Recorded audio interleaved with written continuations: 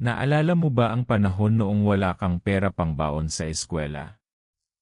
Nang lagi mong naiisip kung paano ka makakaraos sa araw na iyon? Sa totoo lang, naglaho ang pag-asa sa iyong mga mata, ngunit hindi pa rin nawala ang iyong pangarap na makatapos at magtagumpay sa buhay.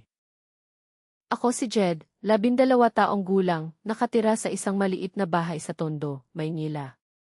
Noong panahon na iyon, wala akong napupuntahan maliban sa eskwela at sa bahay. Wala akong kakayahang bumili ng mga pangunahing pangangailangan, pagkain, gamit pang eskwela, o kahit damit. Lagi akong nakahihiya kapag nakikita ng iba ang aking kalagayan. Isang araw, habang naglalakad pa uwi mula sa eskwela, napansin ko ang isang pamilya na nagtatrabaho bilang mga janitor sa isang maliit na tanggapan. Nagdesisyon akong lumapit at humingi ng trabaho. Nagulat sila nang malaman kong 12 taong gulang pa lang ako, ngunit naging mabait naman sila at binigyan nila ako ng pagkakataon. At dito nagsimulang magbago ang lahat.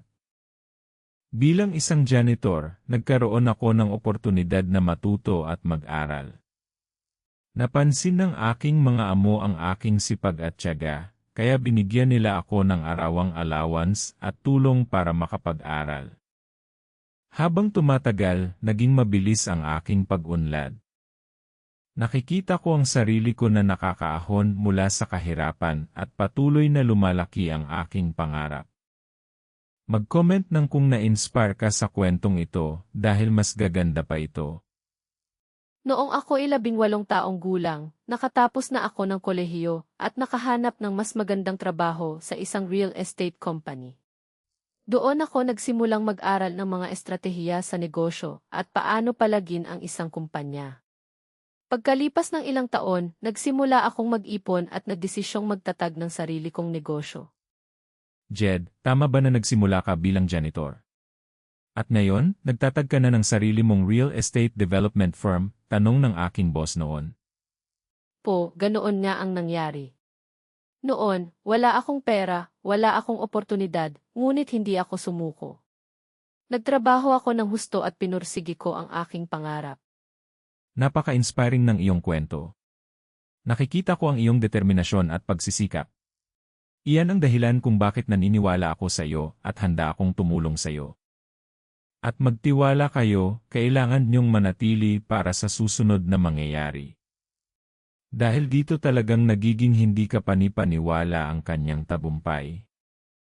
Matapos makakuha ng suporta mula sa aking dating boss, nakapagtatag ako ng sarili kong real estate development firm. Simula noon, patuloy na lumalago ang aking negosyo at nakakapagtayo na ako ng mga high-end na condominium at commercial buildings sa iba't ibang bahagi ng Metro Manila. Jed, napakalaking pagbabago ng iyong buhay.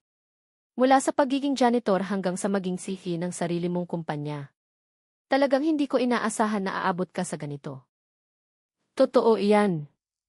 Noong una, wala akong pera, wala akong koneksyon, ngunit may pangarap ako na lumabas sa kahirapan. Nilaban ko ito ng buong determinasyon at tiwala sa Diyos. Ngayon, hindi ko lang sarili ang natulungan ko, kundi pati ang aking pamilya at ang mga empleyado ko. Kaya, anong aral ang natutunan mo sa kwentong ito? Ay comment ang inyong mga saloobin. At kung may sarili kayong kwento ng tagumpay, ibahagi niyo sa comments. Mag-subscribe para sa bagong kwento araw-araw.